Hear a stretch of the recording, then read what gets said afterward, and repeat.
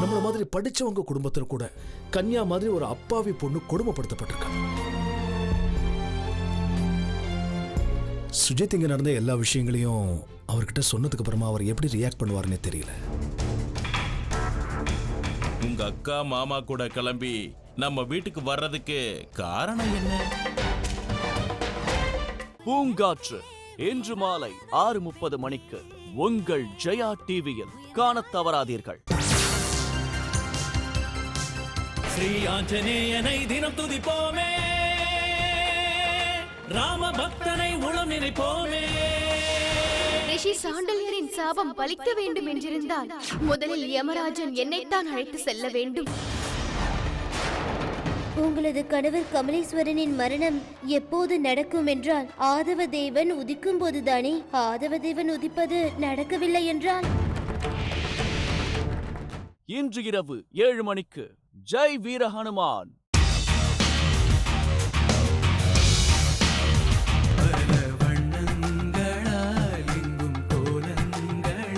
அண்ணன் முதல்ல வெளியில வரட்டும், அதுக்கப்புறம் அவர் யோசனைப்படி இந்த சொத்தை பிரிக்கலாம்.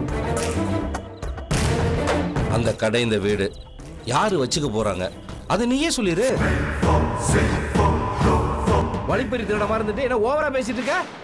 உயிரோட ஊர் போய் சேர மாட்டேன். நீங்க பண்ண காரியத்தால என்ன நடக்க போதோ தெரியல. கைராசி குடும்பம் இன்று இரவு 8:30 மணிக்கு. வாழ்க்கை என்னும் கோலம் அதிலே சொந்தங்கள். 2 பேரும் கேட்டுக்கோங்க, முக்கியமான விஷயம் பேசணும். மறுபடியும் நம்ம கண்ணோட கல்யாணத்துல இவங்களால எந்த பிரச்சனையும் வந்துடாதுல்ல? இல்ல வைஷாலி. ஏப்பா சமீர், என்னங்கள்?